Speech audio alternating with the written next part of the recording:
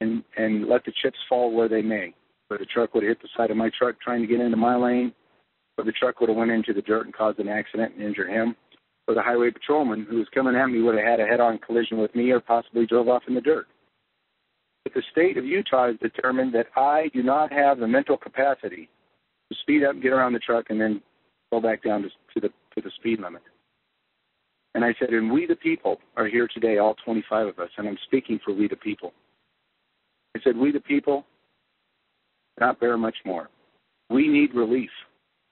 I said, we can't write to our senators and to our representatives because we didn't contribute to the campaign fund. We can't write to the president of the United States because he's too busy writing checks to bankers to make sure that their lifestyle hasn't changed. I said, the city tax where I live is 12% now. I said, when we go out to a restaurant, we order on the menu by reading it from right to left. We see how much it is and see if we like it. I said, when I go down to the city and pay my electricity or gas bill, it's a warm, toasty 72 degrees inside.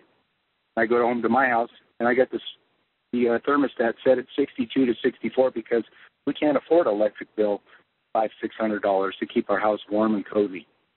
And I said, and the people that are driving to work to the city, they drive nicer vehicles than we the people. When they get there, they hop in brand new vehicles that the city has provided for them to do their job that are nicer than the vehicles we drive. And I said, and when the city has the doors opening up in the front, they just crank up the heat because they don't want to do without. They want warm in there. They want their lights on. They want their computers working properly. And I said, and that's all afforded by we the people. And I said, and we the people need some relief. When we have to do without, I believe the government should do without. And I said, and it's too bad that we got to get to this point where we're throwing a fit about a traffic ticket at the lowest levels of our government. I said, you, sir, are that first level. You're the first level that we have to argue and complain about. And by me coming in here and complaining about it, I did 5 days in jail. I did 5 days in jail that I don't believe represented the crime. I believe the punishment should equal the crime. And I said, and as I stand here before you today, I know that you're going to throw me in jail for 90 days. The rumor has already hit the streets in town. The sheriff can't keep their mouths quiet about it. And I said, before you do that, and before you find me, I would ask that you, as an individual, would look me in the eye and tell me what the crime is. We're trying to protect the safety of all that was around me that day when I sped up to 75 miles an hour. And I would like for you to make the punishment for that crime equal crime. And that's all I have to say. The district attorney then looked at the judge, and the judge says, would you like to make a gesture for his punishment? And I couldn't believe my eyes or my ears. But the attorney leaned back in the seat and he looked over his shoulder at me and he says, no, the state rests. Whatever the court would decide would be fine with the state. He looked at him funny. And then the judge says, what would you like? And I said, well, I'd like for you to dismiss everything. He said, well, the original ticket was $115. Would you agree to pay that? And I said, I'll pay that if you'll dismiss the 90 days in jail. And the judge said, okay, I'll do that. He says, you can go up front and pay. And I went up front and paid. And when I was up front paying, he said, I'd like to talk to you in my chambers. I said, okay. I walked into his chambers, and this is what the judge said to me. He said, had you had a jury trial, you would have won. That sheriff said that he never put his pen to the paper. He didn't have an original wedding signature on that contract. He said that he followed you traveling in a rental car, which we know what that means. He says that we just can't have people running around speeding. And especially with 25 people coming in here listening to your case, we can't give anybody hope they can beat that kind of a ticket. He goes, I want you to look at this bill. This bill, all the time that we spent sending letters back and forth to you through the mail, it's a $52,000 bill here I got. I said, well, I've got one just about that big myself because I didn't hire an attorney. I did all my work myself. And I'm worth at least $200 an hour. So he says, well, I understand what you're saying. He said, and the people are speaking all across America right now. And I wanted to interrupt him and say, no, the citizens are speaking, and we know that the citizens have no say-so in this government. But I didn't. I kept my mouth shut. And he said, I came to work this morning to throw you in jail for 90 days to teach you a lesson. He said, and after you gave your speech in there, I couldn't do that. I want everybody to know out there that I didn't write that speech down. That came from my heart. And the small, still voice in my heart was, I believe everybody knows who that was. I'd been in the Word for 5 days in jail studying and praying and letting the Lord know what my heart was. And I will let you know this, that the more that we come before the de facto government and the more we resist, the more they're going to understand that they cannot keep moving forward because we're not their vessels to abuse. If you guys would like to look up any of the stuff that I told you about tonight, there's a great website called 1215.org, 1215.org. That has to do with the Magna Carta. There's a lot of great information for the judicial branch and for the jury members in there on common law. And the next part of this chapter is coming up, hopefully in 90 to 180 days. I'm going to get together with the president, and I'm going to show him what I filed into the federal court to bring charges against these guys for kidnapping, for coercion, for sending fraud across state lines, for committing fraud with the intent to mislead, for asking a real man to take represent for the straw man. And I will tell you that it's pretty incredible what they did as a corporation, not as a government agency. And I will say this, if there's anybody out there that has the intellectual level to figure this out, we need to figure this out. That private corporation is using public funds by the way of the Sheriff Department and the Highway Patrol to generate funds for a private corporation to do profit, to make profit. And I will say this, that the owners of that corporation, 3 of them are sitting on the bench. And at the very bottom of that manta.com, when I looked up that corporation, it said that the judge that was sitting on the bench that heard my case, that his salary is dependent on the caseload. So if he was to let me go with no fines at all, he would have worked for nothing that day. Now, how many people out there would like to go to work and work for nothing? None of us. And that judge ain't going to work for nothing either. Anyway, I just thought I'd tell you guys that little story. If that will help you with some of the cases that are coming up, make sure that you are going into a court of record. If you're not, get out of that as quick as possible.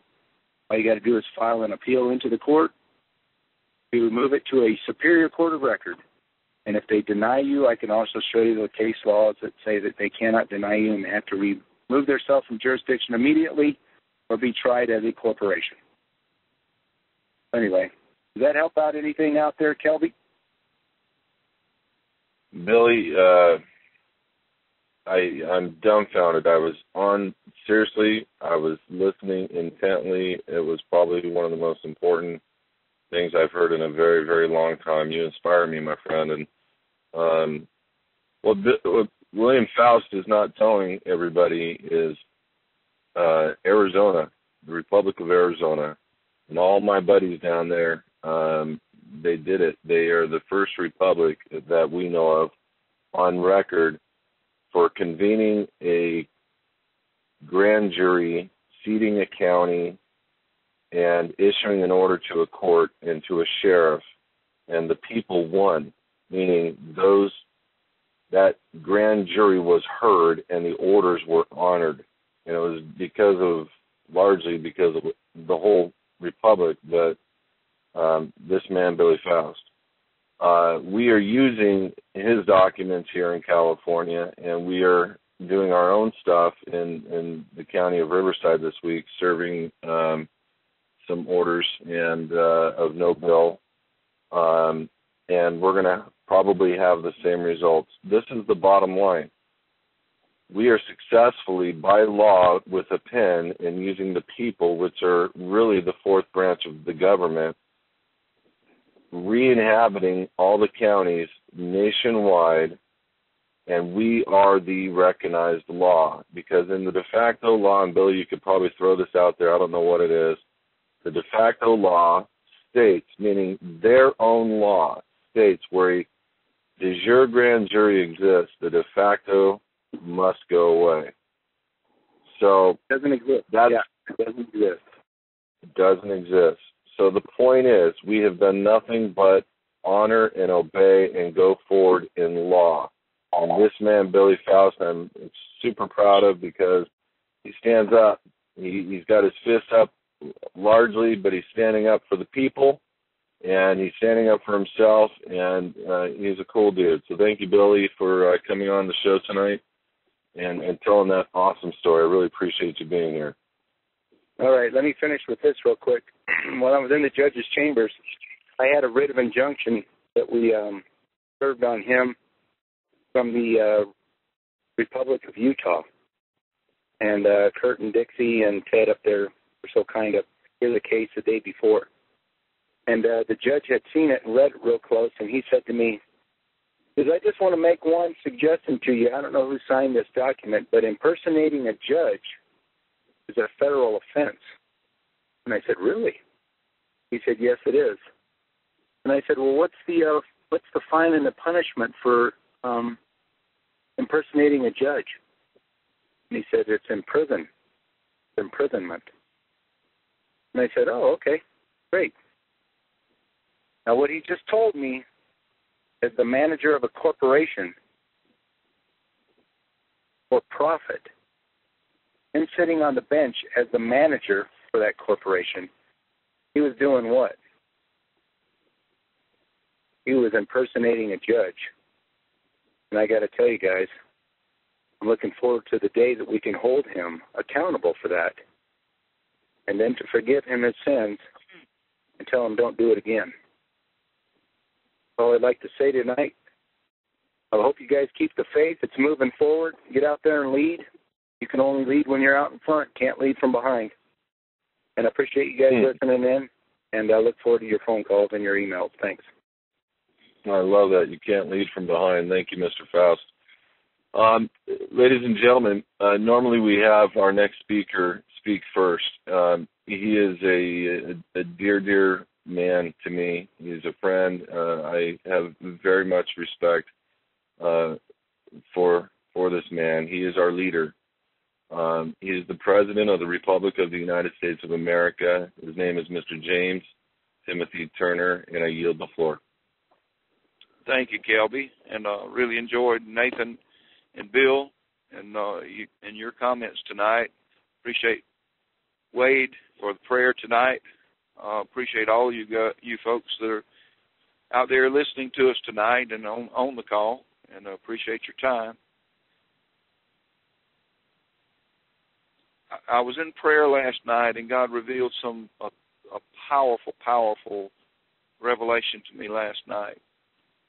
There's been a lot of talk and a lot of concern about people, about the things that we're doing and about their concerns about being arrested and all these kind of things. There's a lot of flack going on about that, and I can tell you it's not true. It's all created to cause another fear diversion.